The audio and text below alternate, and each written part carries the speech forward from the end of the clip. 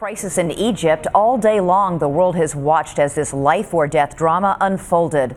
A nation so key to the United States hanging in the balance. You're looking live at Tahrir Square, the heart of the uprising. It is filled with celebrations tonight now that the president has been ousted, but there is also fear that there will be bloodshed. The president's supporters will not give in easily. They are vowing revenge. The images of this day tell the story. The people of Egypt demanding their president step aside, the military stepping in, weapons drawn. And here is the very latest. The Egyptian military is effectively in control. The U.S. State Department is now urging all Americans to leave Egypt. We will explore what all this means to the U.S., which relies so heavily on Egypt to bring stability to such a dangerous region. Our team is fanned out across the globe tonight, but our coverage of this crisis in Egypt begins with ABC's Alex Marquardt in the center of it all in Cairo. Alex. Yeah, Elizabeth, as you can hear, there are wild celebrations here on Tahrir Square tonight. This is the same place where 2.5 years ago they deposed a dictator, and today they're doing the same to the first democratically elected president. And tonight, he's fighting back. As the seconds tick down toward the 5 p.m. ultimatum deadline, the crowd on Tahrir Square swelled to tens of thousands. Confusion mounted as the hours passed with no word. You have no idea who's running the country right now? Not right now, at this moment, we have no idea. But many already believe it was over for Morsi. Fireworks exploded, army military helicopters flew overhead to roars below. A sign the people felt that the army was on their side. Feels like a party out here tonight. It is. Don't you feel it? I feel it.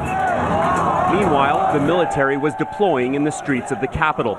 The spokesman for the Muslim Brotherhood, Morsi's party, tweeted, "There is a full military coup underway now in Egypt."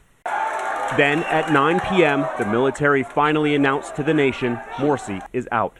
The head of the military said he was responding to the call of the people, suspending the Constitution and naming the top constitutional judge to take over until new presidential elections can be held. Tahrir Square, the birthplace of Egypt's revolution 2.5 years ago, erupted once again. Since Sunday, millions have poured into the streets across Egypt in historically massive protests, demanding that Morsi step down and calling for early elections. This is the moment we've been waiting for 2.5 years. For every single blood that have been shed in this country, we've been waiting for this moment. But while those in Tahrir celebrated, Morsi's supporters responded angrily. After working in the shadows for more than 80 years, the once outlawed Muslim Brotherhood isn't going down without a fight. President Morsi responded with an online video, rejecting the dissolution of the Constitution and accusing the army of stealing the revolution. Whoever planned this, he said, wants to spill the blood of the Egyptian people. Alex Marquardt, ABC News, Cairo. As we said, Egypt has long been a critical partner of the United States, and ABC's senior foreign affairs correspondent Martha Raddatz has more now on America's view of this particular power struggle. The chaotic scenes from Egypt today put the U.S. in a near impossible position. On one side, watching the angry Islamist supporters of Morsi, on the other, jubilant anti-Morsi protesters.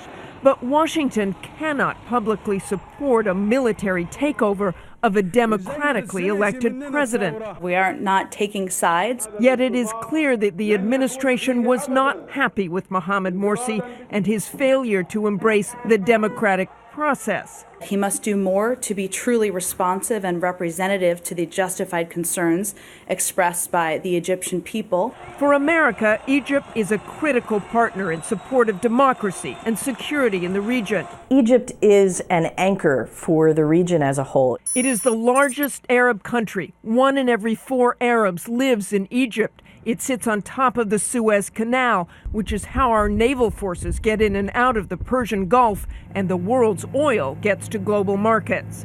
And the $1.6 billion the U.S. gives Egypt every year in aid, most of it military aid, is second only to what we give Israel. With the region already in crisis, with Syria's deadly civil war, the nuclear threat from Iran, and a still unstable Libya and Iraq, What happens next in Egypt is of grave concern. This coup is opposed violently by some factions, particularly perhaps the Muslim Brotherhood, and that could lead Egypt down the road of civil violence, which would be terrible.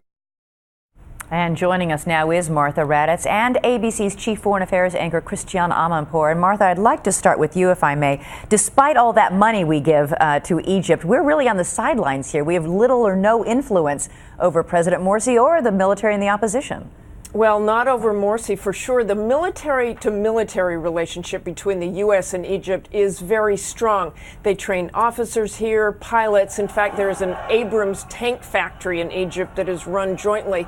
The U.S. seems to believe they will not take advantage of the power vacuum, and the Egyptian military has assured the Pentagon this is only temporary. But as you say, Elizabeth, we'll see. And Christiane, you were, of course, the very last journalist to interview Egyptian's Hosni Mubarak, the president, before he was forced out 2 years ago. You've covered this nation throughout its transition. This is a real paradox we have here tonight. A democratic movement asking the military to oust a democratically elected president. You're absolutely right. It's a real paradox. And what you're going to see, I'm sure, is the United States top officials going to be turning themselves into pretzels, trying not to call this a coup. Because if they do call it a coup, and if it looks and acts like a coup, then the U.S. law demands that certain military aid and other aid is halted. Obviously, there's a lot of wiggle room, but you're right.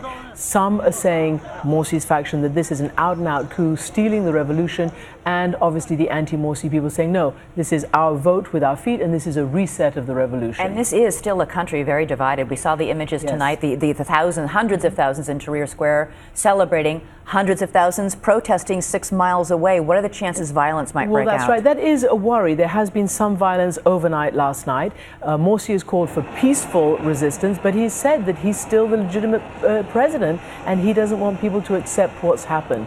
It's very crucial what's going on here, because as Egypt goes, so does the rest of this region. So it's a real test case and vital for the United States. And Martha, one more question for you, if I may. Now that President Morsi is out, who's in charge, as they say, in Egypt?